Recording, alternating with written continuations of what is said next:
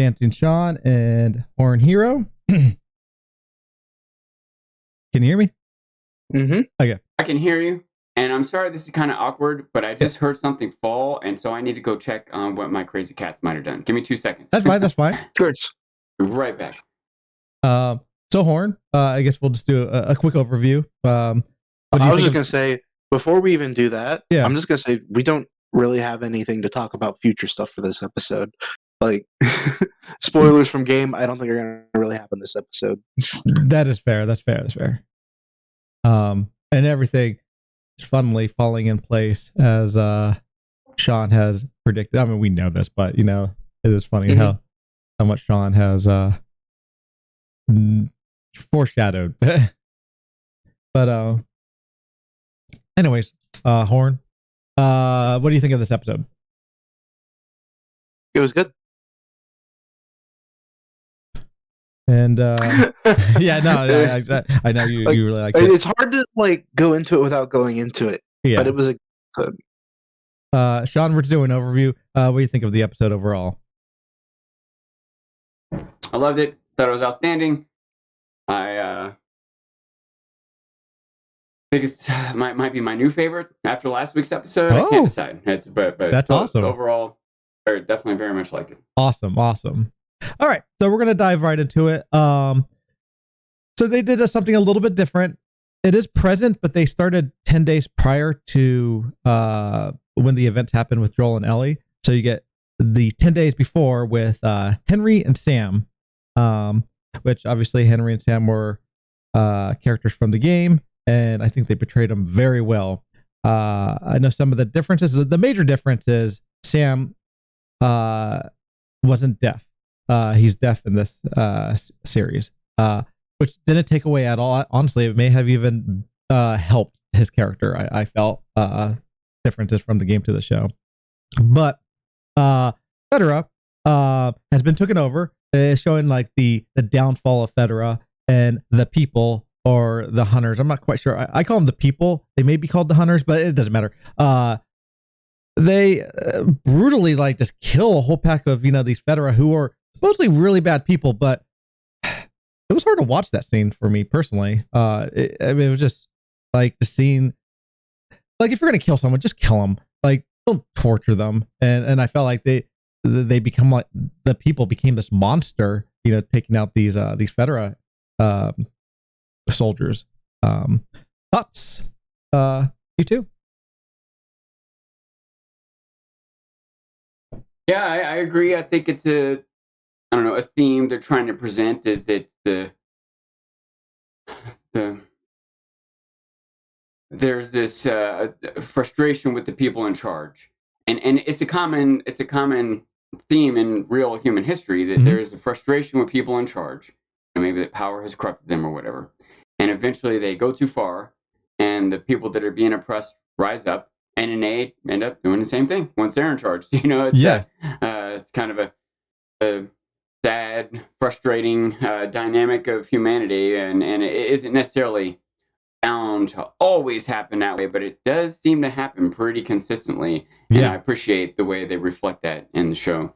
And usually it's not that simple. It's not like just people are evil. Usually they start off with some sort of good intention, but then you mix in, haven't been hurt, and people close to them haven't been hurt, and wanting for revenge, or even elements of safety or limited resources. We've talked like that before. And I'm making numbers up, but say you only have enough food or whatever for 100 people, but there's 120 people. Well, how are you going to decide who to feed? Usually you start with the kids, the women, and the kids, but who's going to be last? Probably the people that were meanest, the people who, the prisoners, the murderers, the criminals, the et cetera, So, and, I don't know quite what the makeup of the people in this city, where Kansas City, but just say there's 100 people and 20 Federa. And, maybe part of why Federa has been cruel is because they've got to divvy out the food and energy and whatever it is that they have. I can see once those 100 people overthrow the Federa, those 20 people, it's one thing if it's this tough moral decision on whether or not to let them share food. But yeah, you're right. Not only are they executing them, but they're kind of torturously executing them. Yeah, and not really giving them trials, and yes, among the 20 federal people, there's probably a couple of them that just joined last week that don't really understand what's going on and what they're doing. And there's a couple that are in charge and have been in charge and set up all the awful things all along, but they all get treated evenly. That's definitely a sort of prejudice, and that's the reason we have trials and the reason every crime's penalty isn't death. There's a range, but maybe you don't have time for that. Maybe she has to make a show. Maybe she not that necessarily justifies it, but you can understand why someone would do some of the things that she's doing. Yeah. She's clouded by her brother. Part of what she's doing is vengeance for her brother. Yes. And it's clear to us that that's a bad motivation. And even the Perry character kind of knows it's bad too. But in the end, we're with you. You know what I mean? Like, your brother is kind and benevolent and as well-meaning as he was, he didn't actually help us. Perry says. Now, it might not be true that he didn't help them, right? He may have made them happier, even if they didn't get more food or fed or as being crappy to them. They may have still had some hope for humanity or faith in their own integrity or something like that that's valuable, but hard to measure, And it's also possible that if certain sorts of violence hadn't occurred, that over a couple years, the inspiration of her brother, I don't know if we know his name. Do we know his name? Yes, Michael. Might have ended up having a more long-term positive effect that wouldn't have required the murder or the torture or whatever. But again, in apocalyptic times, there might not be time for long-term benefits and growth. And once again, I don't necessarily want to justify it all, but I do think they present it in a way that's interesting, that we don't see this and think they're obviously evil and deserve to die, and I hate them. They present it in a way that we think, man, they're in a tough situation. Yes. I'm not sure what I would do either. Right. Horn? I am in a similar boat with that. Although I think that they do explain it pretty well this episode. They do. About what happened. Like, her brother died, became a martyr, and she led the revolt to change, which her brother could not do. Mm-hmm. And I thought that was really an interesting addition to this world. Yeah, because obviously it's not in the games. Yeah, before they were just dudes being dudes and also ass. They were really rude. But here we actually get to see kind of a personality behind them. They exist. They're humans. Mm-hmm. They are just trying to live their lives and try to do it in not a way that makes them hate life. Yes. But yeah. Now that you bring up, it's interesting. So the brother's name is Michael. A couple of people have pointed out that he has like a Jesus complex. He was a great man who was like passive and try to forgive. Very similar to Jesus. Also, Michael is Archangel Michael, which is they believe in Archangel Michael is Jesus. So I couldn't help but wonder how much they use that name to parallel to Jesus. Anyways, it's just a neat little thing I thought. But yeah, I think you're both right. So it's really interesting what they do with Kathleen, because they have a scene with her, in this where she is trying to find Henry, and she asked the what do they call them? The collaborators, people they've captured who collaborated with Fedra, where Henry is, and they don't know. Some of them may have an idea, but they don't know. And she's like, "I'm going to kill you if you don't tell me." It's like, it sucks. And at the end of the day, she just executes them. She says that they're going to get a trial, what Sean said, but she just executes them. And it's just brutal. Also, and to be fair, it wasn't her on her own. That is fair. Yeah. She ordered it, but someone else had to pull those triggers. That is very fair. At least 3 or 7 other people had to go along with this. Yep. And I like how she in front of Perry, and Perry's like, do you want me to find Henry tonight, or maybe like the lead? And she's like, I don't know, what your priority is. It may be 7th, but mine is he's number 1. like getting the point that obviously Henry is her main priority and nothing else matters at the moment. Henry is her Moby Dick. Revenge is her number one priority. Exactly. Yes. And yes. nothing else matters. Yeah, the Moby Dick. Yes. Yes. So yeah, it's really interesting, and it did make me, in a weird way, respect her, even though I don't like her. Because at least she kept true to her character. And then you get to meet, Henry and Sam, and they're what's the word? Doing sign language. And they talk to Edelstein, which is the doctor, and the doctor helps them set up, in this attic that they were at. And they stay there for about 10-ish, 11 days before they meet Joel. And so that was a nice, little tie-in that they did to last episode, and you get to see even the point of view of Henry seeing Joel kill those men.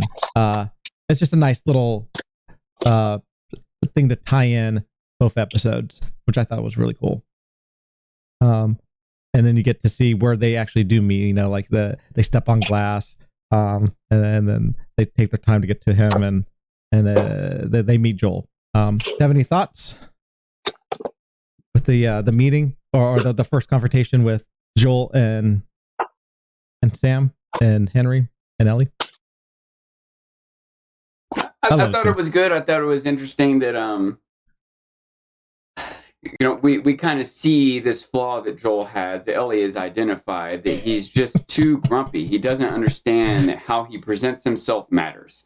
Like, even if he's right, even if he's kind, even if he's peaceful or forgiving, whatever it is, when he acts like he's angry, people are going to perceive that like he's angry. I mean, it was a fine line. They almost both just got killed there. Yeah. It's because Joel wasn't friendly enough, Well, actually, they wouldn't have been killed because even the audience knew that those guns were unloaded. They did not have any bullets. Yeah. We didn't know at that point, though, did we? We did, actually. I actually forgot about that. That's funny. Yeah. In the hovel, the doctor said that, I don't have any bullets for this gun. And Henry's like, I also do not have bullets for this gun. Oh, I missed that. And those were the guns that they were holding. Yeah, yeah. So it's more of a show. Yeah, that's interesting. The audience would know that they didn't have any bullets left. I forgot about that, so that's funny. The only people that don't know that those guns aren't loaded are Joel and Ellie. Yes. Now, you could still hit someone with them and it would hurt, but I don't think that they'd be able to kill Joel or Ellie at that point. Yeah. Also, it's a nice, I like how you get to even know more about these characters, on how Joel reacts or Ellie. I love Ellie's personality, like how Sean says, she recognizes that Joel is just grumpy or an asshole, it's like, he's just got asshole voice. Just a funny way of delivering it, but I mean, I think it's good dialogue. It's fun. And then also showing that Henry is more of a pacifist kind of person. He's like, I've never been in this situation before, so now that we don't hurt you, you don't hurt us, right? He's confirming. He's like, okay, so now that I've got you at gunpoint and we've agreed to not hurt each other, now what? You're gonna say something, John? A couple thoughts. One was you brought up the idea. Okay, Henry. What was the younger brother's name? Sam. He wasn't deaf in the game. Correct. Correct. I think this adds a lot to this show and his character. But anyways, go ahead. I think one thing that it does, it makes it a little bit more believable to me. I think a young kid like that is more likely to just randomly, accidentally, just say something or yell something and give themselves away. So making him deaf and seemingly mute also causes me to believe it a little bit more. It's a little easier for look on it. What's the older brother's name? Henry. Yeah, I keep missing this. It's a little easier for me to believe that Henry will tell Sam, "Stay here, I'll be back," and Sam will stay there and be quiet. Which normally is kind of like a sad thing, but in this world, you're safer that way. But another thing that it does is this way of communicating with that little whiteboard. Yeah. The they call it the magic slate paper saver. Anyways, that is, it's really, really interesting because it requires characters to think a little bit before they speak. Mm-hmm. It's sometimes their thoughts are a little more careful or a little more tactful, a little more, maybe a little less genuine. Sometimes the thing you spout out in a spurt of emotion isn't what you would have said if you thought about it for a second, for better or worse, you know? Yeah. But it is interesting, and it added like slight little moments of suspense to like, what are they going to say now? When they would write and hand it over, you wanted to see. It had an interesting effect on the viewer. Anyway, I thought it was a really, really good dynamic. Yeah, no, from a film standpoint, I thought this was incredible. It was such an interesting and unique way of storytelling that you don't see really that much of.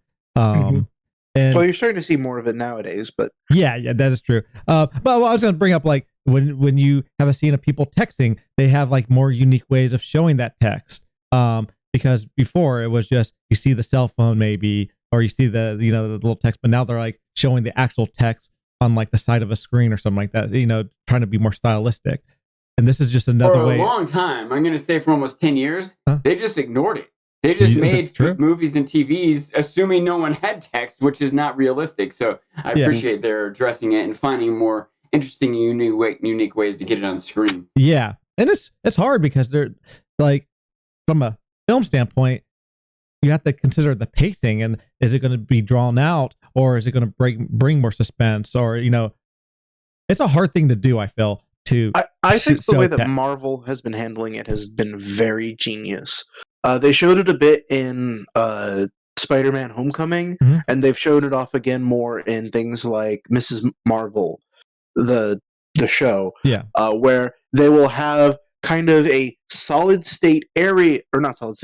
color area that's just kind of in the background, and then just have the text show up floating in the air. Yeah, make it very easily legible, but also also front and center, but nothing's really happening on the screen while that's happening, so you have time to read it. Right, and I have seen that. I think isn't there a movie called like Eighth Grade, Sean, that dealt with this? Yes. Yeah. I think it's one of the first, the greatest combination of first and best movies to account for the use of cell phones in day-to-day life. Right. It's a great movie. Yeah. But yeah, like I said, I think they nailed it with how they used Sam in this media. It's really cool. I do have to say though, Sam made my heart rate spike when he pounded on the ground to get Henry's attention, trying to tell him that he was hungry. Right as he's looking out to see the army, I'm like, dude, don't do that. I have to wonder, because this is something like, obviously for us, we know this is a bad thing, but for someone who's deaf, I wonder how much they actually, because they can't hear, they can feel. That's why he does it, because he's like trying to get his attention. But it is interesting, like, does he not realize how dangerous it really is to do something like that? He may just be oblivious to how dangerous really the situation is. I mean, he knows it's dangerous, but like, it is interesting. Yeah, because he asked if they had killed the doctor. Like when he told him, like, the doctor's not coming back. It's like, did they kill him? And they're like, probably. Like, I think he, on some level, understands the danger that they're in. Yeah. But you're still just a kid. Exactly. You don't necessarily have the right discipline to always be accounting for it. It's like, even an adult, sometimes you're going to slip up, and the kid's going to have more fear or emotion or frustration or confusion about everything, even if they really do understand the danger. Yeah. And they brought up this too, that kids reflect off of how you react. So if like you're scared, they're more likely to be scared. If you're brave, they're more likely to be calm or braver, in a situation. So that was interesting. And they, Edelstein brought that up to Henry. Make sure that you're not scared, or you at least act like he's you're not afraid scared. Because you're afraid. Yeah. So we get a little bit of, they talk to each other, find out their goals, Joel and Henry, and you find out that like Sam's 8 years old, and they're grateful that Joel is giving them food. Like they say thank you because they know that Joel may not have enough. But they work together and they go up to they're in a building that has it's like a skyscraper, I guess, or a mini skyscraper or whatever. But they go to the top and like kind of see the land, like the landscape, to see what they're working at, with and come up with a plan. And they decide to go into the tunnels. When I heard this, I was like, this is going to be probably like the game. I'm curious, But anyways, they say that the tunnels are potentially the safest option because there's a whole pack of soldiers or townspeople that are just surrounding like all the ways of getting out. Rebels. The what? Rebels. The rebels, yes. But the tunnels, even though they're supposed to have infected, probably don't have infected, and they could just get out the easiest way. And I like how Joel's like, wait, how long? How do you know this information? And he tells him like, a soldier told me. He's like, how long ago was that? 3 years ago. And he's just like, this is such a bad idea. But I guess hopefully this will work. It's fun communication, and I also liked how Sam still uses Henry still uses Sam to like communicate certain things. So he's like, how do we get out? And he tells Sam, what do you think? And he writes down tunnel. They both knew this, but like he's even showing that his brother knows this is probably the best route. Anyways, thoughts on the scene? I think it was as much showing that he shared this information with his brother. And I don't know if his brother knew this was the best route. Oh, I think he told his brother this is the best route, and he's trying to keep his brother involved. And he knew it was the route. Yes, that's fair. And you get to also know, I think in the scene too, what the Federal agents, supposedly Kansas Federal was like really bad. Even Joel knew about this, who was not even near this area. That there were like rapists and murderers and they're just savages, So, maybe the people did have the not the motivation. What's the word? Justification in killing them. I still don't think they should have done it that way, but anyways. It's another example of and again, I'm totally making these numbers up. I don't know what the actual numbers are, but let's just say that there are 20 people in Federal in Kansas City, and 2 of them were murderers and rapists. Exactly. You're not going to hear the stories about the other 18. You're going to hear the stories about those 2. And, maybe the other 18 should have done something about those 2. Maybe they did do something about those 2. Maybe it's too late, but it's just an example of the sort of prejudice that can be evolved here. I doubt all 20 Federal agents were murderers and rapists. Does that make sense? That seems unlikely to me. If they were, it might explain why they were. It might do a better job of explaining why they were so harsh to torture and murder them all. But it didn't seem like they were. No one brought that up. Does that make sense? Yeah. When she was grilling the collaborators for information by Henry, she was like, "You guys were helping murderers and rapists." She didn't say that. You know what I mean? So it makes me think that wasn't really the case. That Joel is probably hearing the most extreme, exaggerated stories. Yeah. So, anything else before we go into the tunnels? Sorry, just one more thought. This is a little bit more. This is something that's from post tunnels. But how will the stories of Joel go? He murdered that old man, right? Yep. Like, if anyone in Kansas City lives to tell this story, Joel was going to be a murderer and a traitor. And at some point, they might throw in rapists too, even though it's not true. But he's not there to argue against it to anyone that wants to hate him because he killed their brother or their dad, which he killed 4 or 5 people at least. Mm-hmm. So like it makes sense. They're going to turn him into a villain. Also, if anyone survived. Yeah, that's right. But that's his point. Also, you could flip it. We think these Federa are all evil. Look at the people. Are all these people evil? Kathleen, may potentially be evil, but that one guy, that kid, who had a mother, like, was he really evil? I don't think he was. Mm-hmm. I mean, there are people who follow, who may be followers, but that doesn't make them evil. Also, they're just trying to survive. Some people.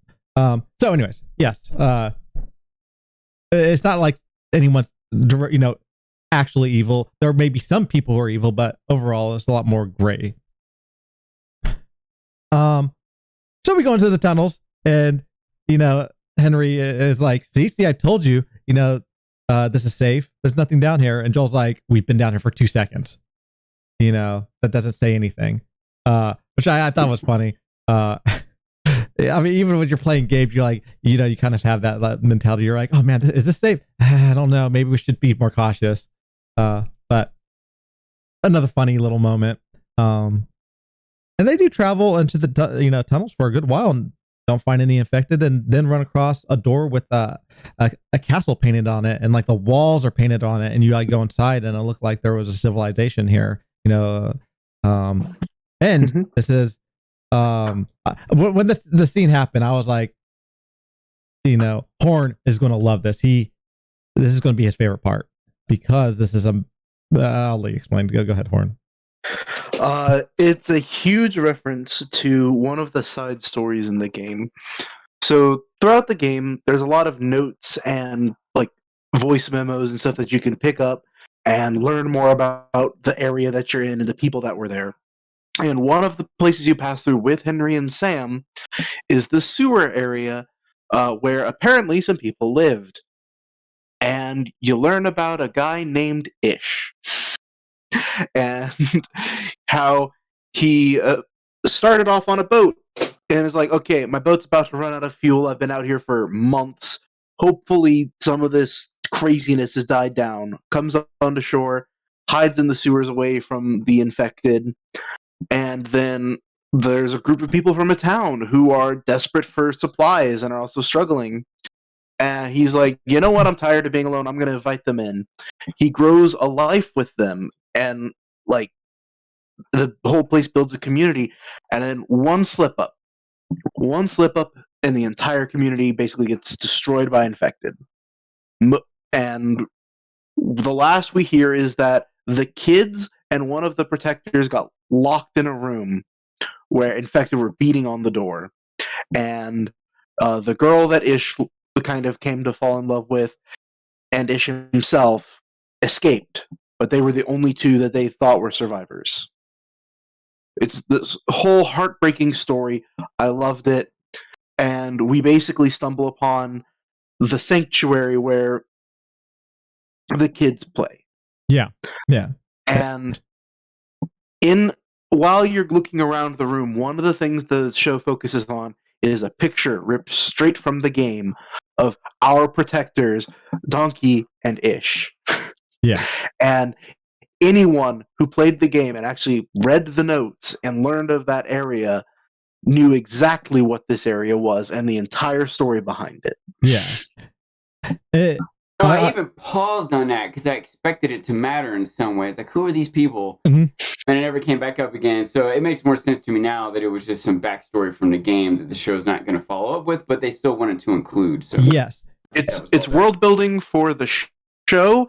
In that, oh, cool. So there were protectors here, and they had kids and everything. That's cool. But for people that played the game, it's a huge nod to them. Be like, hey, we played the game. We know this existed. and that's like this in general. A great thing about how an adaptation works. Like, how are you going to include certain things? And I feel like The Last of Us has been doing a great job of showing these like little Easter eggs, from the games, without veering too much from the actual story of the show,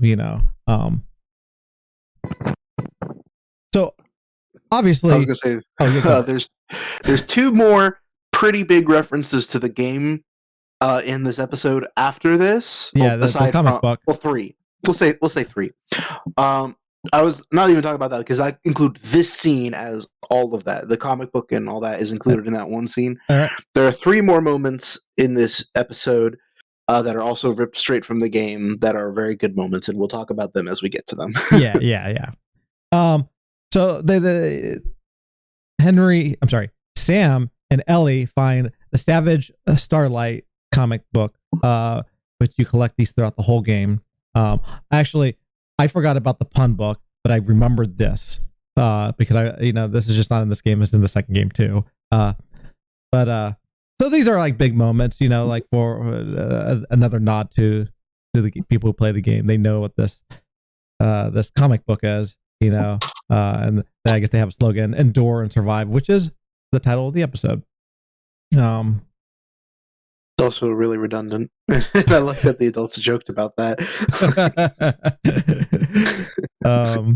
But I feel like the most important thing in this scene was Henry and Joel's conversation, where Henry talks about there was this great man who I killed.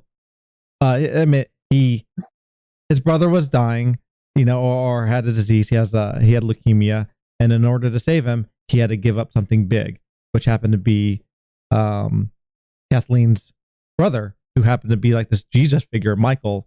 And he knows it was wrong, but like, what do you do in a certain, like, I don't know what I would do in a situation like that. If I had if Sean, was dying, do I let Sean just die to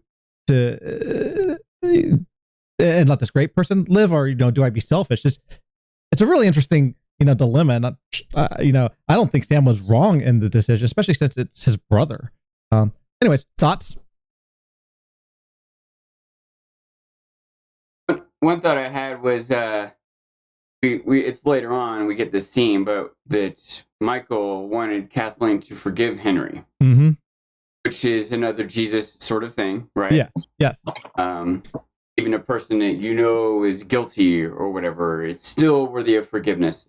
And also, it adding to your parallel to Jesus, Henry is maybe kind of like Judas. Yes. I guess he's not. Judas maybe was doing it for a little bit more, I don't know how to say, selfish reasons, greedy reasons, yeah. Whereas Henry's trying to do it to save his brother, but it is still sort of, he's this traitor character, Yeah. But here's the thought I had. I've had this thought a lot in general. It keeps coming up when we talk about the Game of Thrones also. Yeah. I think it applies well here. In Game of Thrones, it's usually the context where it comes up is the idea of Stannis or Melisandre, some supernatural religious person or whatever wants to make a sacrifice. They want to burn someone at the stake or kill a virgin or whatever, so that the snow will clear or someone will be saved or some vision of the future will come to fruition, whatever it is, and it seems evil, right, to us in our world with our sense of morality. Yeah. But if you really could sacrifice one person, I think we talked about this on one of the first couple episodes too. Like if somehow, if killing Ellie would cure the fungus, it seems like an awful thing to do to cure Ellie, but it also seems like an awful thing to do to not cure the fungus, right? So, yes. And it's a tough decision, and it just like a computer making this cold, calculated decision would probably decide to kill Ellie, but Joel wouldn't decide that. Ellie probably would. She might be a hero. She might be willing to sacrifice herself. Even if she was, Joel still might not want her to do it, or maybe couldn't handle being the one to do it himself, Anyway, I'm dancing around this. My point is that, in my opinion, my thought is that if you think it's right to kill one person to save, 1 million people or all of humanity or whatever it is. Yeah. And my thought is that you should do it. However, if you think it's right, if I think it's okay to kill some other person and because some greater good is going to come from it, cancer gets cured or whatever. Yeah. Well, that means I should also be willing to die myself. Does that make sense? That is fair. That's a good point. If I'm willing to kill someone, I should be willing to die to do it. If someone else is trying to kill me for this purpose, I should be willing to let them kill me for it. And so I kill them, cancer gets saved, but now society, who disagrees with me, right? Even if it cures cancer, they might still think it was some of society might not, a judge or the president or a vote might agree with me, but say they didn't, and they thought what I did was murder, even though it cured cancer. Okay, put me to death. And I should be okay with that. If I was willing to kill someone else, I should be willing to die for it myself. Yeah. That's my thought. Does that make sense? That's kind of how this played out. I think if Henry was willing to kill someone else to save Sam, that means he should be willing to die himself to save Sam. And I think he was. And that makes me okay with it, if you will. So that's fair. That's my thoughts. That's my attempt to apply a moral lesson to this. Is that I think if Henry could have just killed himself to save Sam in the first place, instead of killing a doctor, I think he would have. Yes. But that wasn't an option for him, so. No, I like that. Horn? Ditto. Like, there's not a lot for me to talk aside from that. It's just really interesting that they went in this direction. Yes, absolutely. I will say that it's a lot better than what Henry and Sam's thing was in the game, because it was just, these jerks killed our friends, and we're the last of our group that were trying to meet up with the Fireflies, and that's about their entire story. Right. It's not like intertwined into. It didn't include a moral dilemma or emotional bond or anything else. Not. Yeah. Well, I mean, we saw their brotherly bond and saw how they've been trying to survive for so long, and that's great. Yeah. But aside from those moments, like, their past was very little explored. Mm-hmm. It was just, we were with a group of people, they all died, we're all that's left, and we got to move on. Yeah. And there are actually a couple moments in the game which made me really dislike Henry, but because there were moments where it's like, you decided to sacrifice Joel and Ellie so that you and Sam might survive. So then maybe he sacrificed the rest of his group so that he and Sam could survive. Like, that is I'm not saying that that's what happened, but it was a possibility that entered my mind. And it made me really, really dislike Henry. And then they're like, oh, wait, you meet up back, and now you guys have to adventure through this area. I'm like, I'd rather just shoot him in the head and move on. Right. He didn't feel as much of a relatable or at least torn in morals type of character. Yeah, I felt like the only thing important to him was Sam, and then everything, the rest of the world could burn. And I was like, while I get that mentality, don't do that in here. This is not the space for that. And they have a scene paralleled with Kathleen talking to Perry. She's in a room. It's the room she grew up in with Michael. And she felt safe in this room because Michael made her feel safe, telling her, a story that would make her feel safe in that room. I actually got scared for a second. I thought she was going to shoot Perry. I don't know why. I got this. I guess that the acting of her is really good. But she tells how her Michael would be forgiving, and I should forgive, but I'm not going to forgive. I'm going to get my revenge. That's the most important thing right now. And yeah, I was like just torn on this dilemma. I thought it was just nice parallels, I guess. I appreciated the dilemmas they brought up, but I was not particularly torn when it came to Kathleen. I wish Perry had killed Kathleen right then and there. Oh, I'm sorry, Henry. When he was like, "We're behind you," I was like, Oh, yeah. But yeah, I'm sorry. I was torn with Henry. As it was being paralleled, I was like, Jesus, this is harsh. Rough. And I will be, to be fair, even though I wasn't torn, I was frustrated with Kathleen. I can understand where she's coming from, and that many people would have gone along with her. So yes, that's fair. People do rally behind hate and revenge. A common enemy, a common cause. It's a good tool for leaders. Whether she meant or realized what a tool it was, it is a good tool for leaders. Right, absolutely. So the next scene is they get to the residential area, Joel and the group, and they get shot by a sniper. Which was this was straight ripped from the game. Because when they said that they're going to shot at by a sniper. Shot at, sorry. Clear. Yes. But in the game, this happens. You find a residential area, and then you get shot. Now, there's more to it. There's more guys in the game. But they kept it to the sniper, which I was fine with. I'm glad they had the sniper. And just like in the game, you have to go around and hide. Get out of the sniper's way and get into the house and break in. They did the same exact thing. Someone pointed out that it was funny that when Henry ran, Sam didn't react to the gunshot because he just doesn't know. He can't hear it. He reacted to Henry.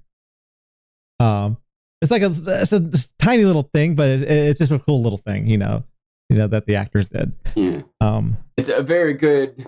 I mean, I don't want to take away from the actors if they did it, but I feel like that's probably the director. Probably the director gave that instruction. Absolutely, yes, no, that's fair.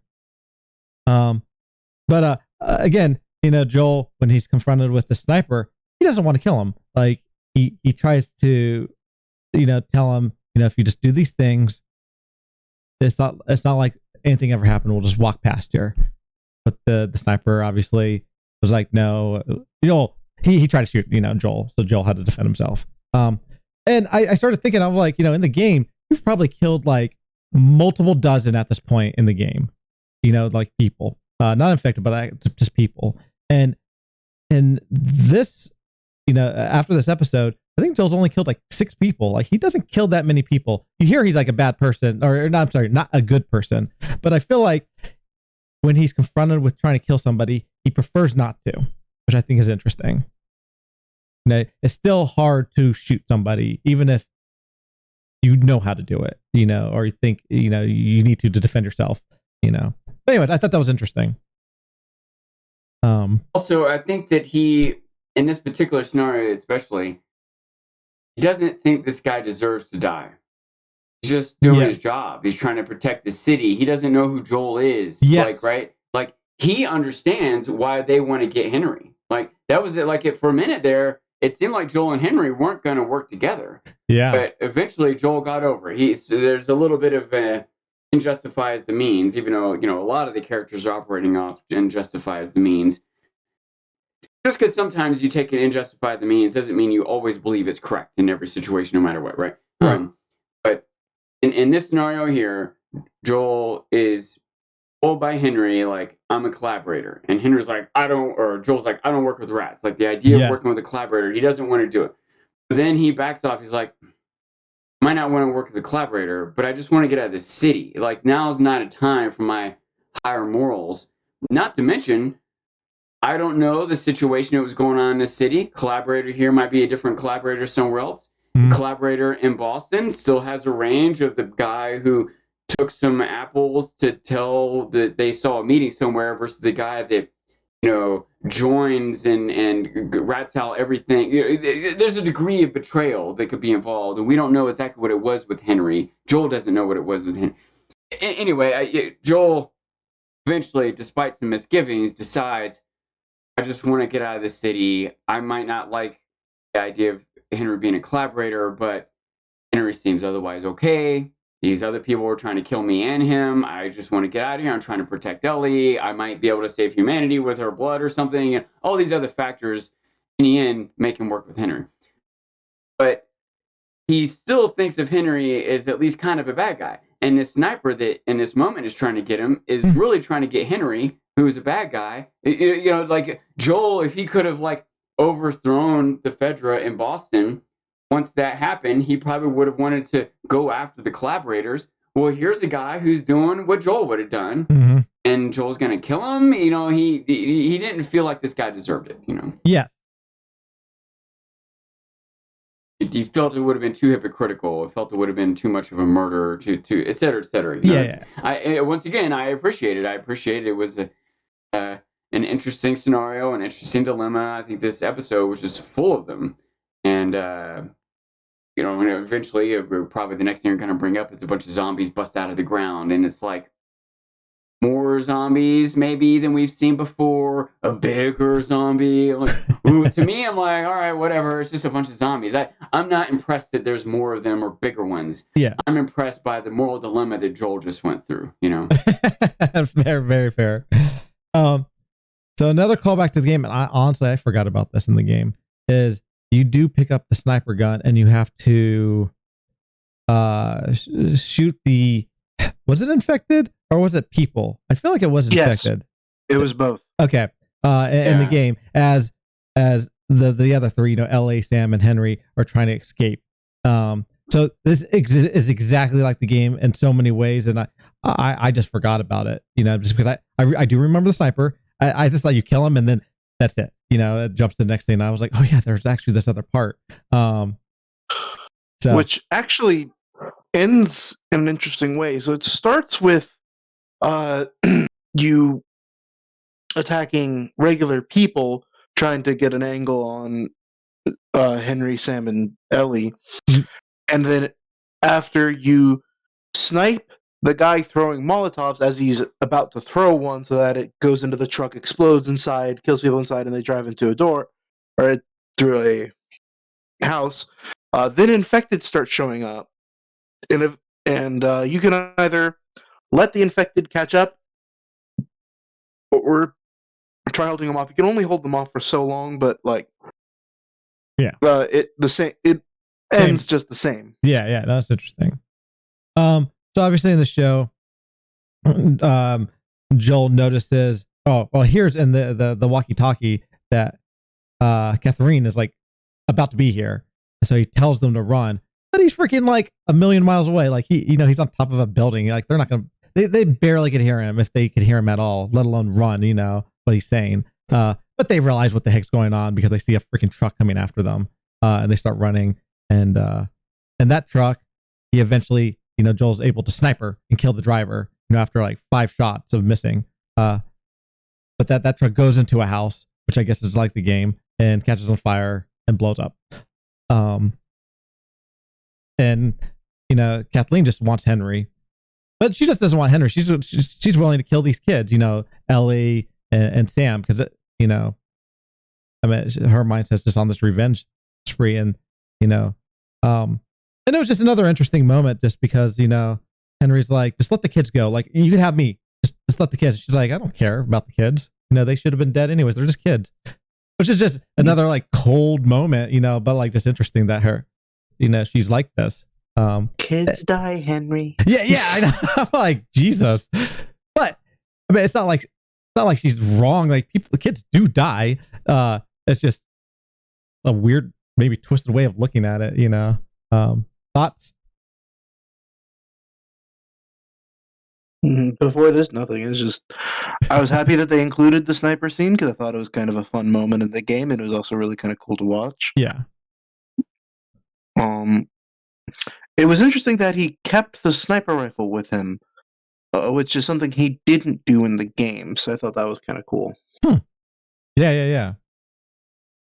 Obviously, the next scene is the truck or the. Actually, I didn't even realize this, but like the second time watching it, those are the trucks that they use to clear the pass. Like how in episode 4, how like there's cars like kind of to the side. Yeah. They use these type of car vehicles to do that, which I didn't realize that at the time, but I was like, oh, that's a neat little thing, I guess. But that truck just goes into the floor, and the infected come out. And they call back. What's up? I was gonna just be a little nitpicky about this sequence here. Yeah, is I thought it was a little bit like a Batman speech, like a monologue. When she's finally caught the person she wanted to catch, and they stand there in the open, kind of going back and forth at each other. She seems so ruthless and cold-hearted. She wasn't worried about giving people trial. She was just mindlessly set on killing this guy. She's got him. She should have just killed him. You know what I mean? Like, I actually said that Sean was going to point this out. I told Horn this. Because I was like debating about the tail. I was like, I'm surprised she just didn't shoot him. Or at least when it was dropping, like the noise was happening with the truck. Why don't she just turn around and shoot him? Kill him the instant she sees him. She immediately kills him the instant other chaos starts happening around. You know? Especially because right at the beginning, they didn't necessarily even know that those were zombies coming out. There's just some commotion over there. It could have been part of a trap they set, or who knows. It feels like in this moment of chaos and disorganization at night with snipers, and you got the person that you wanted to get, and you wanted to kill them. Didn't want to redeem them or put them on trial. You wanted revenge. All right, so kill them. Why are you not killing? Okay, kill them now. Maybe now. Maybe after they said their piece. After you said your piece. After some commotion in the background. No. You're just not going to kill them. Okay. Horn did have a. To live. Oh yeah. I was just going to say I had an interesting theory about that.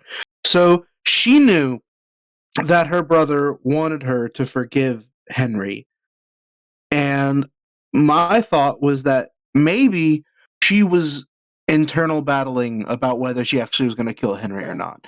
She finally had him. He was right there in front of her. All she had to do was pull the trigger. And how many times in movie and TV is that the moment people start getting a change of heart? Now, on one hand, I can't buy that, but it's a little tougher the way she went and killed the doctor. It seems like she already turned a switch. Forgiveness is past. Yeah. But maybe the switch turned back. I don't know. That's fair. Well, maybe it makes for good dialogue. We understand the scenario a little better for the back and forth they had. But in the back of my mind, I'm like, what? Really? She's not just... No, I still agree. Yeah. I agree. I think that she should have. I would have liked it if maybe Joel had just... No, this is completely far-fetched. Just shot the gun out of her hand.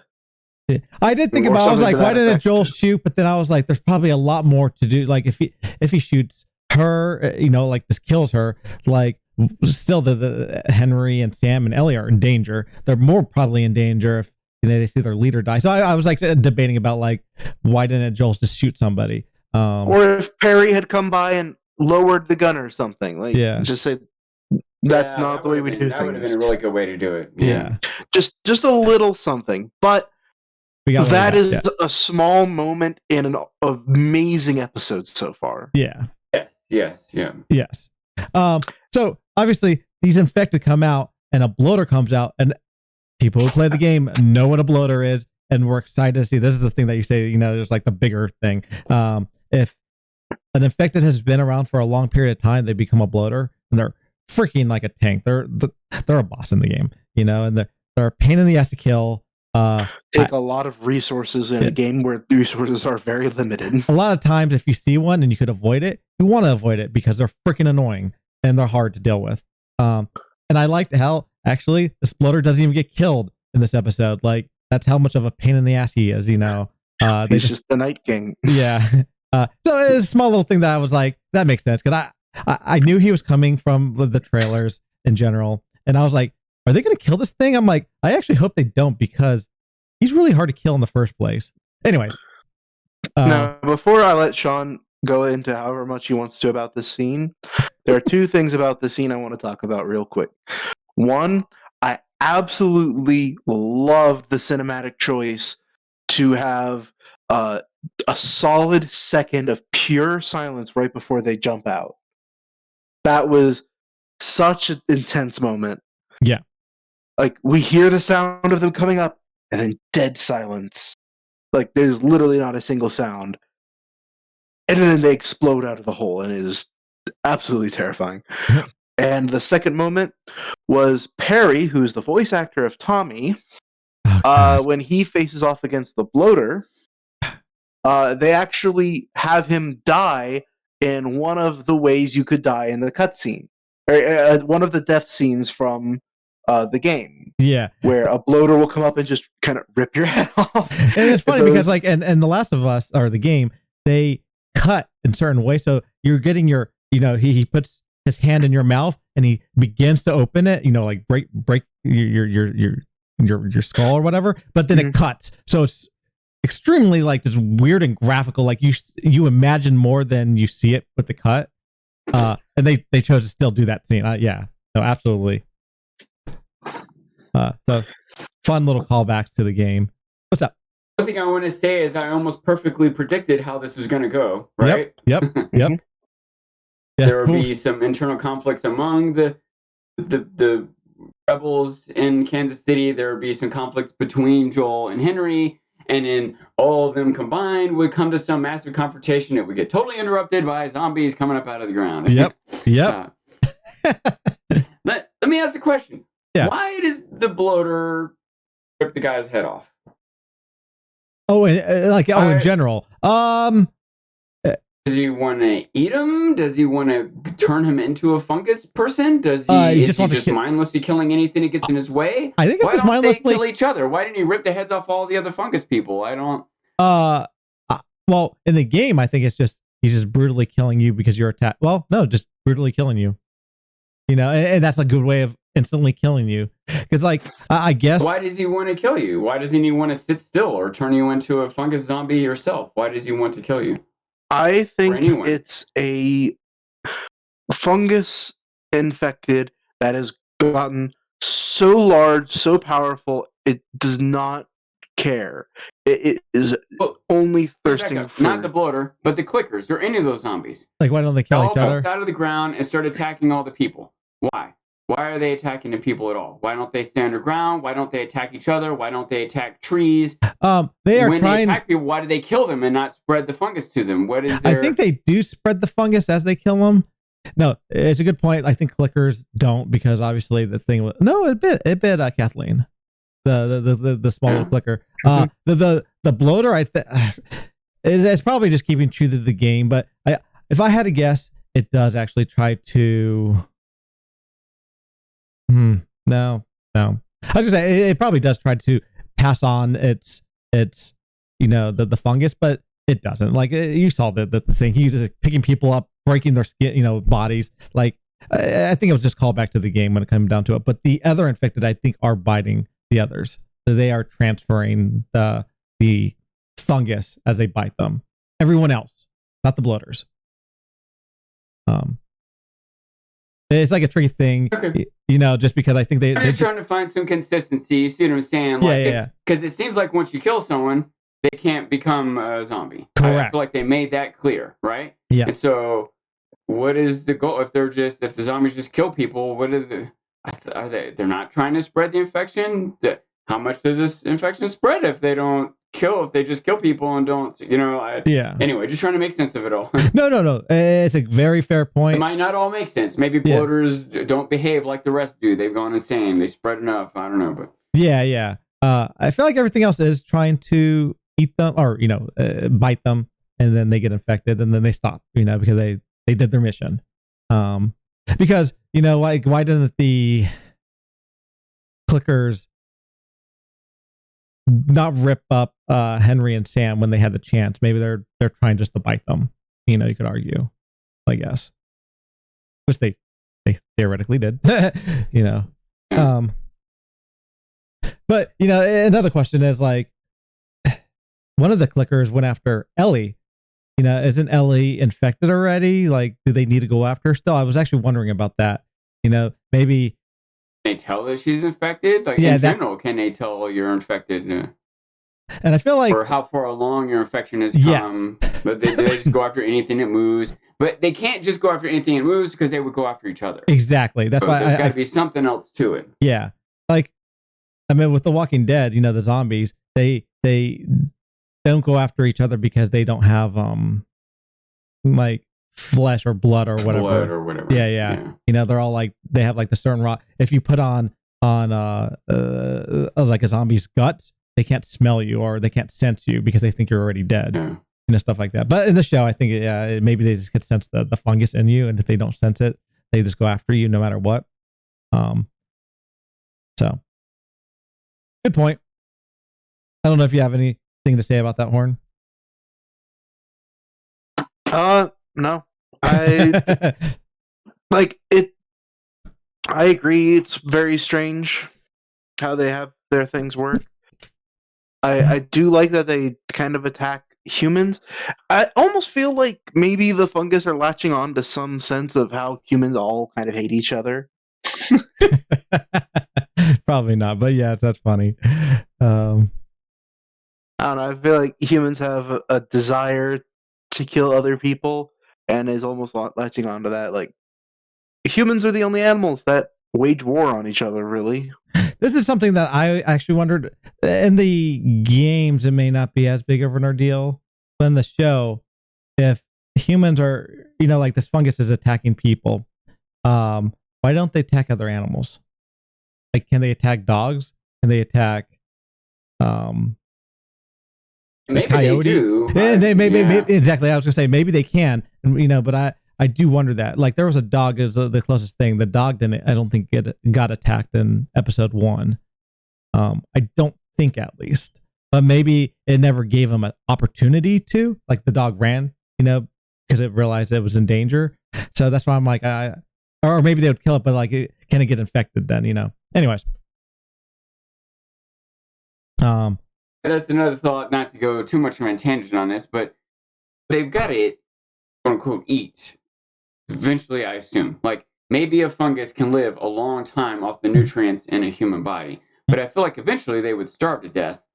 But maybe they can eat other things. Maybe they can eat plant material, and maybe they're as driven to spread the fungus as they are eat people or to eat food or whatever it is. But that's a good question. Yeah. But they said something to the effect that those zombies were down in the tunnels there for 3 years or something. Some of them 20, like the bloater was in there for 20, yeah, or at least 15. And Joel said the same thing too. That sometimes they last for a few months, or sometimes they last for years. Like, how are they lasting? What do they eat? Like, fungus dies. Fungus isn't magic. It still needs energy to consume to continue living. And in fact, we saw dead fungus. He stepped on it. It's dry. We don't need to worry. Like, that was a factor. So that's true. Yeah. I wonder if it has to do with water or, like you said, some type of plantation, sunlight maybe. I mean, in general, I don't know how fungus works, but like if there anything a little bit like fungus is a general. Okay. Yeah. Maybe it's like an interesting thing to like research, like what the heck, how fungus actually live and spread, survive. So maybe they use some similar thing, but yeah, I don't know. I don't know anything about cordyceps. So we come to the final scene. Anyway, overall, I was pretty okay with this scene, especially for a big, massive, action-y type scene. There wasn't too much eye rolling from me. And, that's good. And I might have been a little more upset if one of Henry or Sam hadn't been bit, but it turned out to be, and I thought, okay, that makes a lot more sense, Yes. Like, even if Ellie got bit, she obviously didn't, but like if she did, it wouldn't have mattered because she's immune, as long as she wasn't ripped apart, at the moment. Yeah, she can still get ripped apart. That was a point that Joel made, and I think in episode 2, like, even if they don't bite you and you can't get infected, they can still tear you up. You're not there's a difference between being immune to the fungus and being indestructible. Yeah, Tess actually said that, but yes. Okay. But so we get the scene at the hotel. It's kind of funny because it's like chaos. Another neat little, I do like how like Joel, even though he was hitting a good bit, his like gun jammed or his sniper rifle jammed for a moment, because I assume those things are annoying to even use. It's very realistic. Yeah. But you get like all this chaos and it cuts to like silent. They're in a hotel. I thought that was kind of funny. Oh, of course, like, we said Kathleen gets killed by a small little walker or flicker. But I also found it for that. Remember, she said all children must die. Well, she gets killed by a child. Oh, that's kind of funny. Yeah. Almost poetic. I that particular clicker I heard was a gymnastics, so she was able to do the stuff in the car because she was a gymnast. It's cool that they hired somebody to do that, with a particular skill. But this scene in the game, I remember, and this is like, to me, this is one of the most standout scenes in the Last of Us game, was the scene with Henry and Sam at the hotel. So you have Henry and Joel are like, seem to be on the same page that, you could come with us to Wyoming, like he's grown to, I don't know what the word is. I don't want to say respect, but like accept Henry, I guess. And then you get the contrast of Ellie and Sam, like just being kids, in the room. And Sam asked Ellie, if you turn into a monster, are you still yourself inside? And I feel like that was just like a theme of this episode in a lot of ways. Whether you're a monster, while you are literally a monster or not, like, who are you in the inside? And it was just a sad thing, just because he reveals he's bit, and she goes over and she's like, my blood, is to cure, and she like tries to cure him. She cuts herself to try to save him, which didn't happen in the game. Her cutting herself, I meant. But I got emotional on the scene, just because it was just so, what's the word? Innocent, not innocent, but like hopeful. Like, I respected Ellie a lot more for even trying this. She didn't care if it hurt her or not. She was willing to try to save somebody. Something they've touched on a couple times too. Like Ellie asked Joel one time, I'm not going to remember exactly, but something along the lines of like, "Does it bother you killing them, knowing they were people at one point?" Yes. And you wonder if that was maybe going through her mind when they went to that convenience store or whatever, and she went in the basement and there was that zombie kind of trapped under the rubble. Yeah. Kind of looking and growling at her, and she kind of cut its forehead open a little bit, but eventually just killed it. Yeah. I wonder if part of her was, I think we even talked about it at the time. I wondered if she was like out of its misery, if she felt sorry for it, Should we feel sorry for them? Are they living creatures? Like they might be mindless and destructive, but I don't know. You could say the same thing about, tigers, right? But we still don't want to go kill all the tigers. We just don't want them to kill us. If there was some way that we could protect ourselves without killing them, that would be better. They clearly, yourself is a higher priority, and it needs to be. Oh no! You see the same thing. The kid, Ellie wondered that. Now Sam is wondering that. Like, since when they become monsters, are they just monsters, or are they still who they were inside there somewhere? And you can maybe wonder the same thing about Kathleen or Joel. Yep. They've done some monstrous stuff.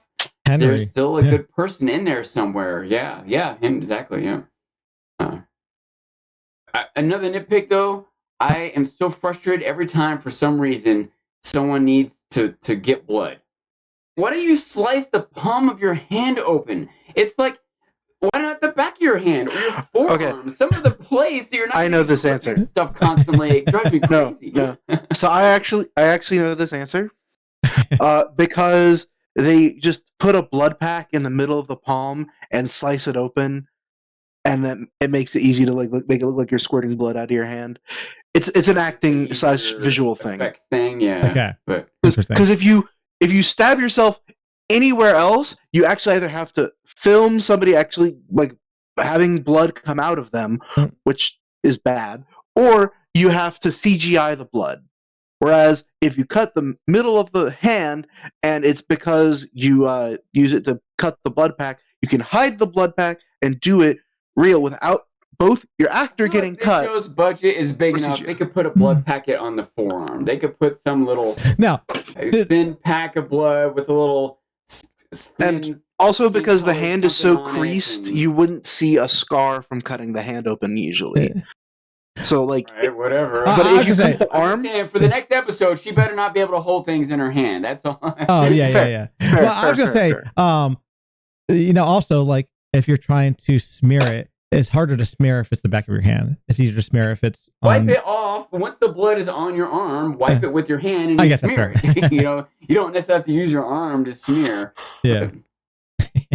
Anyway, it's a pet peeve. It's again kind of like the action scene. There's a few nitpick parts about it, but overall, it was standard, if not better, than most action. And her cutting her hand open isn't some weird stupid thing this show did. It's some weird stupid thing every show does. So I'm not going to particularly complain about The Last of Us for that bit, but I'm going to a little bit complain about it. I think it's also just because my expectations are higher. She's young. To be clear, because I did point that out. She is young. She's not like older, And maybe a more adult actor would have been fine with also, it. When I was 14, I knew I didn't want my hand to be. I had to cut my hand. She's 19. I got blisters. Well, she's 14 in the show. 19. Yeah, Ellie is. Right.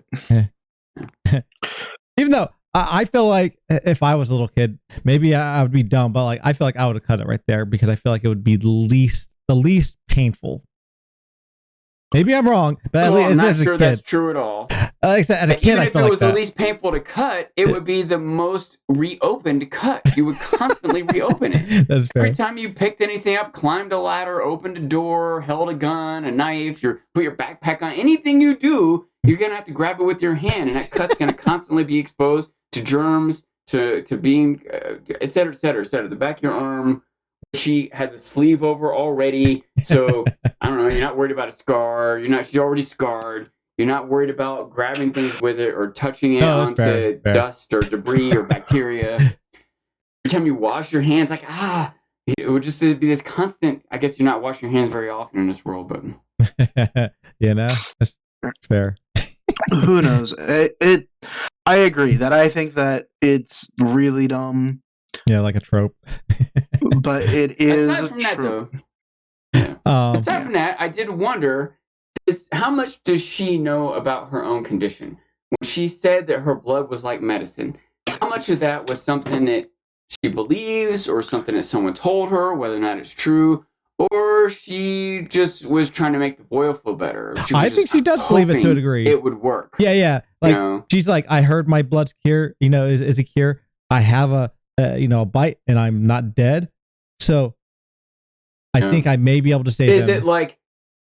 Is it something that someone else had a full understanding of, told her one time when she was 7, right? How long has she been this way or known about this? It's recent. She doesn't understand that what's required is you have to get an IV, take out 2 pints of blood, put it into someone else with an IV, and it has to be done before the infection kicks in or before they're bit. It may be preventative and not a fix, Anyways, the first little hint, or maybe the second little hint at all of what her scenario is. So I think it's also enough just to make me wonder about it, but I feel like I have more questions now than I did before. Yeah, that's fair. I think it's more just that she was told that she's going to be the cure for humanity, and so she's like, well, how is that going to be? Is it going to be by giving blood or something?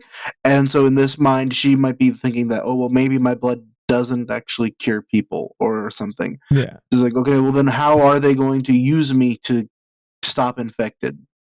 And I didn't even think about, after this doesn't work, now what does she think? I didn't think about that. Yes. Because she was infected, to my knowledge, a little bit before episode 1, like 3 weeks, because that's why they had her chained up, because she was bit. They didn't know if she was dangerous.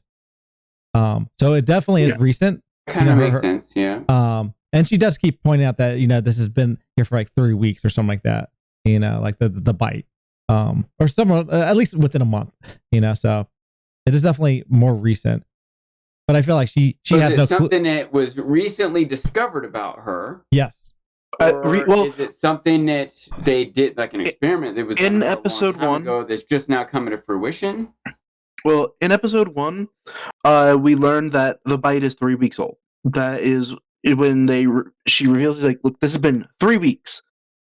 So that means that's about the time frame. I think that nobody thought she was special until she came back with a bite and did not turn.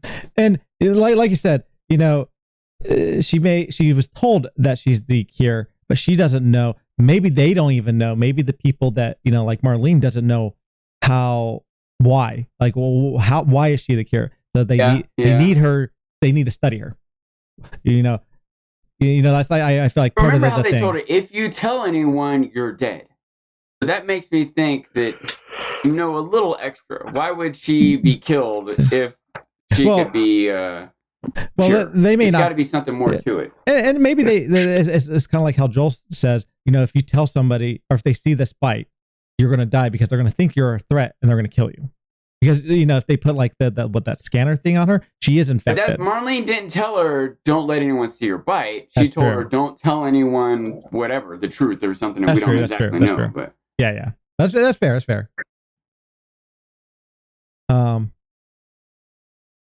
So she tries to cure Sam, and the next day, and he even says like stay with me as long as possible, or like stay awake with me.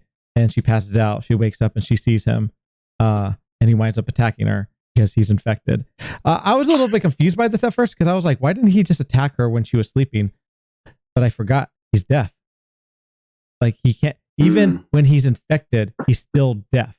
And I thought that was interesting. And this is a big, obviously, difference in the show. I'm in the game because I had to like play to see how it reacted, but I think he just was standing still. It makes more sense that if he's deaf, he wouldn't hear anything, so he wouldn't attack anything until she literally, pushes him, like touches him, and he's like, food or whatever the heck it is. And the only reason she did that is because she had a half hope that maybe he was still okay. Yes, yeah, that was another thing I noticed. Yeah, she really thought that she may have cured him. Yeah, I think she had more than a half hope, like I don't know. I feel like she had to have like a close to 90% hope, or she would have would have told Joel, she wouldn't have fallen asleep. She would have done. She would have tied him up. She would have done something differently. Yes. No, I think you're absolutely right on that. And of course, the last thing she wrote on the I keep thinking of it as an Etch a Sketch. That's not what it is, but the magic paper was "I'm sorry." Yeah, because she did she write that or did he write that? She wrote that. Joel showed it. Oh yeah. No, she definitely wrote it for Sam. Okay. But of course we get the scene where Sam is attacking Ellie and Henry managed to get the gun and he's at a dilemma with bullets in it. Yeah. And he winds up shooting Sam and his realization of what he did, he lost the one person he cared about. He just killed himself. I remember this happening in the game. Just lost, but killed him himself. Yeah, I was devastated in the game. Part of it was how the presentation was, and I felt like the presentation was very similar in the show. But it was just once I was done with the scene, I had to stop for a moment. I was like, what am I playing? Because there's these conflicts that I just thought it was a survival horror game. I didn't realize there was going to be all these drama elements into it. It was the moment that elevated The Last of Us above just a looter shooter. Yeah. But to actually be a form of art and media. And it was just, it's just sad. I mean, seeing how the actor, does this too. He doesn't even realize what he did. And then when he starts realizing it, Joel's trying to save him. He's like, give me the gun, because he knows he's going to probably kill himself. He doesn't want him to die. It's just sad. Think about the conversation he had, even though I'm complaining about it being a monologuing moment. Yeah. But the conversation he had with Kathleen, and she's like, "You think he's worth everything?" And basically, his answer is yes. To him, he is. Maybe not to you, maybe not to the world in general, but to me, to his brother, yes, he's worth everything. And so, at the point that you just killed the person that's worth everything. Yep. Well, what else would and with the sacrifices you've made, he has already decided that he is a bad person. He already understands that about himself, that he did the wrong thing. Yep. He gave up Jesus. Yeah. And now his brother is dead. All right, well, he felt like he deserved to die. Now, and that there was nothing else to live for. And maybe he was also bit and we didn't know or see that. I don't know if that's a possibility, but if he was bit, he probably would have turned as well. That's true, because they would have been that makes sense. Yeah, he was bit on probably the absolute farthest part of the body from the brain, and is the one that would have taken the longest for it to travel for the infection. They handled that as per the show. I was gonna say. As per the diagram in the first episode. Yeah. Sam was bit on his foot, and still within a day got all the way up to him. Yeah, exactly. And it travels faster in kids. That's also that's a good point, yeah, because they're shorter or smaller, shorter. But another huge thing that I like about Henry and Sam is they're a parallel to Joel and Ellie. What is, because at the end of when he's burying him, I think he's starting to realize this too. Is he starting to care for Ellie? And if he does, what will he do? How far will he go? Is he going to sacrifice himself? Exactly. How would he handle her dying? He's kind of put all his eggs in this one basket. Yeah. I wish I could remember a little better the details of how the final scene went. But I seem to remember Joel kind of lingering. Ella being like, "Come on, let's go." Yes. So he's now turning as cold and nihilistic as Joel started off. Yes. She's starting to become more cold towards the world, while Joel is starting to open up a little bit. He took a moment to grieve, whereas she moved on or tried to move on. Oh, and this is another important thing. We get to find out what Ellie is actually scared of, and her fear is to be alone. She doesn't want to be alone. Yeah. She doesn't want to be the last one standing. And so that's and the fact that like she was starting to have a friend, and like Sam was someone she started liking, and she thought she could even save him, and she wasn't able to save him. This may start being the reason, the reasoning why she was more cold while Joel was starting to open up. Is starting to open up. So yeah, just neat little parallels, So another sort of prediction I had, kind of branching off Horn's analysis, that the show, maybe in general, but specifically one of the episodes, I forgot now which episode it was you brought it up, but the hero's journey that they're going through, typically part of the hero's journey is collecting companions along the way. Yes. That's not happening. That's one distinguishing factor from the show and the hero's journey, is that every now and then someone seems like they might join a group, but in the end they don't. So, and this one a little bit more permanently. Yeah, and and this is something I started realizing about The Last of Us, is when they bring in somebody, it's not meant for us to care about this. I mean, it is meant to care about the characters, but it's more meant to build a parallel of what our characters are like. Like how are they're using a character to draw out the main characters, which that's what side characters are supposed to do. But like, I feel like sometimes you see parallels, like the brothers, parallel to Ellie and Joel. It's a little less in the game. I feel like it's a little bit more with Bill, so it's a little bit harder with that, just because Ellie never met Bill, but you get to see another side of Ellie in the game, Well, we got to see a little bit of sadness. Check on what my crazy cats are doing. Oh, that's fair. You're fine. Be right back. I was like, we got to see a small bit of Ellie being sad when she was reading the note from Bill. That is fair. And saying, "Oh, to protect Tess." Yeah, that is fair. But that was also a very humanizing moment. Yeah. And I guess you could argue, that Bill was more of building up Joel versus Ellie, because Tess was even more a character in the show than the game. Like I feel like you don't know too much about Tess in the game, and you get to know a little bit more about Tess in at least the show through Bill. But yeah. So predictions, Sean, for next week, and to maybe even the end. Do we have like 4 more episodes? Yeah, we're past the halfway point. Yeah. And I had been guessing that we would get to Tommy in like the final or maybe second to last episode. Like I wouldn't be surprised if it's like the final scene of the final episode. Right. But I feel like they're more than halfway to him at the more than halfway point of the show. I'm not sure. I'm kind of thinking out loud right now. But yeah, they got from Boston to Kansas City basically in one episode. They spent 2 episodes in Kansas City, but now they're leaving. So I feel like Kansas City to Wyoming is a similar, probably shorter distance than Boston to Kansas City was. So now they could easily, just get stopped just outside Kansas City and spend 2 more episodes there. But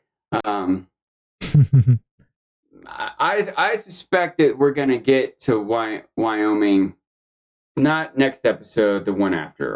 The more I think about how the show's going, I think we're going to spend some time in Wyoming and or with Tommy. And so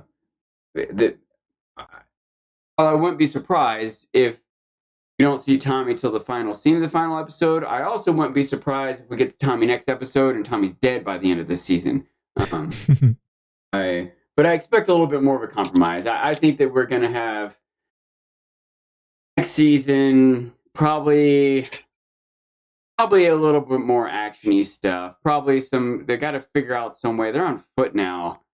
In fact, when I think about it, the idea that they're going to Wyoming, than them having a vehicle. So they could easily just hotwire a vehicle in a parking lot of the motel. They could cover that really quick. Yeah. if they're going to go the rest of the way to Wyoming on foot, one, it seems borderline unrealistic, even though Joel seems willing to do it. It doesn't forever, right? It actually doesn't seem that unrealistic. It is 10 hours on a car. It seems unrealistic for the show to handle it that way because it would take forever. It would take months. It would take 11 days. 11 days on foot? That is what I was curious about that myself. As you were talking. If he gets a car, it's 10 days. 10 hours. Which he spent 13, I think, to get to Kansas. If I'm correct. It says from Kansas City to Wyoming is 266 hours on foot, which is approximately. Well, that's also nonstop walking. Would be 11 days. So it might take. Yeah. So with some resting, maybe not months plural, but month. It might take a month. Yeah, but that assumes you have food and water and shelter along the way. That it doesn't get freezing cold or sweltering hot. That you don't have to hide from bandits or hide from zombies. That that's if you're moving at a quick pace, and you can't carry a month's worth of gear with you. You'd have to make constant stops to get food and water. Even if you had a month of food and water on you, you couldn't carry it. And so, I'm going back. I'm pretty confident that it would take months. And so I think probably they're just going to get a car, and they're not going to spend months following them on the road. That's fair.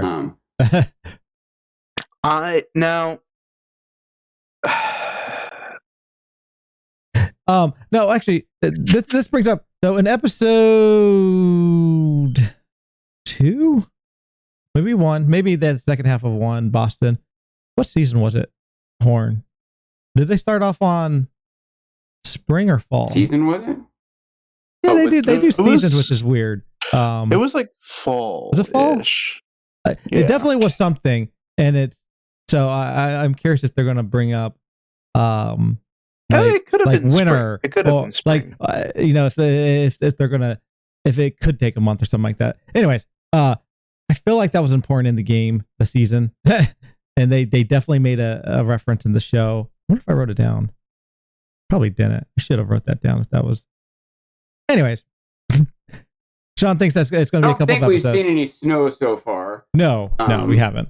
And I feel like they're wearing pants and jackets, so it's not December, but it's not July either. Yeah, it's probably fall. That makes sense. Okay. If it is October, that will become an issue. It will be freezing cold, and there will be snow, and which also makes it easier to track people. Maybe it'll be easier for them to avoid zombies because they can see their tracks in the snow. I don't know if that's something the show would deal with. It would make it easier for bandits to track them if they're traveling through the snow. Yeah. If it's March and they're moving towards summer, then that summer isn't necessarily easy to deal with. You'll still need water, but you're less likely to freeze to death. You won't have to carry as much clothing and tents, sleeping bags, whatever else. I'm not sure. I can see it going a lot of ways. I could see them spending a couple episodes, especially if in the game they deal with outdoor wilderness survival in the winter and the snow. Maybe the show will want to incorporate that. But it's just not the most fun, exciting, action or drama to have people just trying to survive in bad weather. That's it. That's it. I don't know. The show, it seems to be keeping the zombie action at a minimum, and the dilemmas of the characters more centered. But it's still, I don't see. They need to meet up with some other people. If the next challenge is going to be surviving the winter months, they still need to have other people to make it interesting enough for the show, in my opinion. Mm-hmm. And I don't know if it's more or less likely to meet other people up on foot or on car, maybe. I'm guessing that's the next episode. Is Joel's determined to get a new vehicle? I bet that will be a next step. Right. And once they get a vehicle, probably next episode they'll get to Wyoming within an episode, which would be 6, 7, which would give them episode 8 to get to be in Wyoming looking for Tommy. Episode 9 to spend with Tommy. I forget Tommy about maybe this. Isn't happy to see them right off the bat. Have you watched? We end with. I'm going to say we're going to end with Tommy and Joel realizing they have to work together because some of the thing is falling apart. That's where I'm at right now. You've seen The Walking Dead, the season 1, right? Or at least the pilot, Sean? I think I saw the first 2 or 3 seasons. I don't remember if it was season 2 or 3 that I stopped watching, but so I definitely saw season 1 and season 2. A way, obviously, to go in the apocalypse is cars, but there is another way. Do you know what that is? Horses. I guess they could run across a bunch of horses. I can see that at least. Or a bike. Or a bike, yeah. There's like this other type of vehicles. Though, horses aren't magic. They still need care. You need a saddle. You need to know how to ride. They make noise. You need flat ground. They need horseshoes. They need food and water. The horses need more maintenance than a car. They might need maintenance that doesn't require special Japanese parts that they can't find in the apocalypse, but a horse definitely needs to be taken care of. So it would be interesting. I would appreciate it if that became part of it. But I hope they don't treat them like magic. They find them, they jump on them, and they run off. I think they still have a hard time physically getting onto a horse is difficult. Yeah. Assuming the horse is even tame and trained, it's still. Do you know how tall a horse is taller than you? Absolutely. It's like trying to climb on top of your roof or something. Yeah. Now, so I hope if they do find them, they don't make it too simple. Fair. That's fair. Now, no spoilers, but Flint, if you remember from my episode 1 predictions, the pacing of the show has been about what I predicted. Yeah. No, it has, and I think I agreed with you on that. So it makes a lot of sense. So yeah. So it definitely spoiler for me to ask you how far along in a game are they in the show right now, and maybe it's spoilery for you guys to know that because you might be able to at this point anticipate I already how many knew seasons are going to be. I already knew going into this season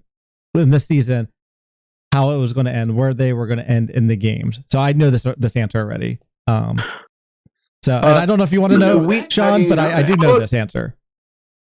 We are approximately. I don't think I want to know, but I was just gonna say. I don't think I want to know, but Okay, but I can't imagine them being halfway through the first game, and so you can kind of guess a halfway point and assume there's one more season. But I can also imagine, even if that's the case, they might still drag it out. They might, especially if with the success that's having or they're expecting amount of money they put into it. Like HBO might have told them, like, we want to make 5 seasons out of this, or they might have been like, we're not doing more than 2 seasons. I could see it, meta expectations, affecting the pacing of it. But I mean, it's also possible. I don't want to know. I want to be in the dark as far as what to expect. Yeah, but they also could be like, oh, we don't want another Game of Thrones to happen where a show outlives its welcome. It goes on for too long. Yeah. No, we'll talk about that at the end of the season on what we discussed about this. This thing. Like, when we get closer to the end, I don't mind at all. But getting more spoilery talk. Like obviously there is a second game sort of stuff that I'll probably end up being exposed to over the next year anyway. So there is a second game in general, and both games got like high praise. Well, let me phrase that. Were like Academy for Game Award winning, but the second game wasn't well received by the public. And so I'm curious whenever they get to that, whether it's 2, 3, 4, 5, seasons, if they're going to change stuff, and they're already trying to change it already in the show. As I have no clue because they've done that in Game of Thrones. Like early on, there were small changes that ended up being potentially bigger in the long run, which I thought were interesting. Like Rob's story, it seemed minor, but I felt like it was still like the end point was still the same with Rob, but like the beginning stuff was clearly different. I liked him more in the book than in the show from a certain choice he did that they decided to go with. So I'm curious if there's going to be like the bigger changes were Dorne, I think, including or not including certain characters. Had a big impact on where they could possibly go down the line, right? Yes. They kind of had to cut out complete storylines or make up complete storylines because they added something in or took something out. So exactly. This might be spoilery to talk too much about, but is it open for there to be a third game, especially if the show's really successful? That motivates them. Like, we need to put a third game out. We got a new audience of 10 million people. They led the game to having, because I don't think even Horn has played the second game all the way. I don't think he's, but I never had the system to play it. Okay. But yes, on that answer, even though it's a lot more obviously complicated. But I feel like they did leave it off where it can have a third one.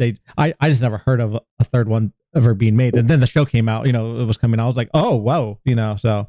I actually have a theory about that. I don't know if I want to say it in front of Sean, but I do have a theory about that. That's fair. I mean, I think a lot of it has to do with they realized that the show has a lot more potential to be successful than the games, because the games were like a movie. It's just you controlled stuff. And now they're just choosing to go with a different media. That's my guess.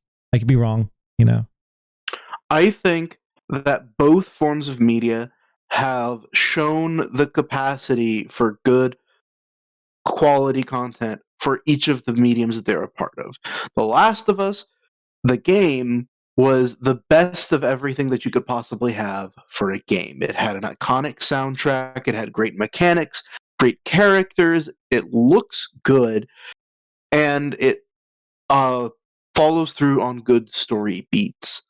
Whereas the show is focusing on the things that make a show good: the acting, the pacing, the cinematography, things that are exponentially more important for a film than it would be for a show. Yeah. Oh, this is a small this is off subject a little bit. So in the game, I've been playing the game, Sean, to go back over it, and I realized that there's a log that talks about the clickers, those things that are blind, and they say that their objective, or at least the objective in general with the infected, is for it to come out of the brain, and the brain opens, and spores are supposed to be spawned that way, and that's how they infect other things. So the more they're basically the brain opens up, the more they. So even if there's an evolutionary issue with not being able to see, it's made up for by the spawning. Like there's lots of animals that when they lay their eggs, then they die. Yeah. So. But now obviously for the show, there's a minor problem because in the show they're not using spores to be the mechanism of spreading. So yeah. And so obviously in the show, I feel like even though it doesn't make any sense, really, they want to keep it true to the game. And a lot of people may just be upset with that. It can make some sense to me that some of them are clickers. Makes more sense that they aren't all clickers, or clickers aren't their final form. It's something that happens to some of them. That does make a lot of sense to me. Right, that's fair. Sure. The way the spore and a fungus takes over the body would have a huge variation, and that some variations would be more detrimental than others. Ones that took over the leg and they can't walk anymore. Well, now it's harder for them to eat or spread or do whatever they do. That's so fair. There would be less of those. And similar with ones that couldn't see, there would be less of them. But the ones that could see and walk and run and open doors and all those, that's the ones that there would be the most of. They could move around, spread the most, eat the most, do whatever it is they need to do. So they would be the most dominant ones. Right. But here and there would be these anomalies that might still be dangerous or find some alternate way to survive, like the clicking sound, etc. So there might be a bunch of them that had their heads bloom open, and the ones that couldn't figure out how to maneuver around the world audioly, they did die off, or they're trapped in some room somewhere. But the ones that could do that figure out how to move around and find food and everything. So that's fair. Cool. Well, is there anything else? I was just afraid when they first presented those that's what they were all going to be like, and that was much more nonsensical to me than a rare few. So. That's fair. I also like that you've seen clickers and you survived. This is why we need you to clear them out. That was a good logical play. That was a good argument they made. Yeah. No, Henry had some good arguments. So we're wrapping it up. Is there anything else you want to add, Horn? Nope. Sean? I don't think so. Yeah. Okay. All right. So we're gonna obviously. Well, I guess so. We'll add Horn and I talked about it a little ahead of time, but the same showrunner for this show also does Chernobyl, and the show is good enough, and Chernobyl has enough acclaim. I was like, maybe I should start watching Chernobyl. And guess what? It's really good. Chernobyl is really, really good. It's only 6 episodes. They're hour longs, but you could see the stamp of Mason. I forgot the name of the guy who's running. I think it's Mason. I think you're right about that. Yeah. Greg Mason. Yeah, that sounds right. Yeah, it definitely in Chernobyl it's not a horror show per se. You know, it's based on a true story of a nuclear power plant that melted down in Russia in, I don't know, 1970. But it still has this horror element because a lot of times there are these people who are like going through these dark tunnels in the underworkings of the power plant, trying to like, you know, open valves or read radiation measurements or whatever, and it's so dark and creepy. And the horror element is that you kind of realize that they're all being bombarded with radiation, and it, you know, some of them, sometimes they get too close, they touch some certain metal, and just immediately their hands start to blister up. But other people who are a little more removed for it, still getting cancer, and they might not die for a year or two, but you know, as the show progresses and the people in charge aren't properly responding, they don't understand the severity of the urgency involved, and so it shows like the kids in town like going to school, and meanwhile like smoke from the fire is drifting overhead. You just know the radiation it's horrifying, you know, to watch it. You know, it's not like jump scares, but it's this constant uneasy feeling that's in you, which I think last true horror is doing a lot more with constant uneasiness than with jump scares, you know. That's true. Yeah. Which and as much real horror horror coming from like the mistakes that the people are making, rather than like the zombie coming out and attacking you. It's okay, there's this radiation that's bad and that's dangerous, but these, you know, communist figureheads who are more worried about their image aren't properly responding. That's the real danger. Even more so, you know, we can handle this radiation if they did what they're supposed to do, but they're not. And it's like, do what you're supposed to do. And it's like, unsettling to watch them make these mistakes. So anyway, I recommend that show. Awesome. So yeah, we'll be doing this next Wednesday, on episode 6, around 2-3 Eastern time. But thanks, Sean and Horn, for being here. And we will see you later. Bye-bye.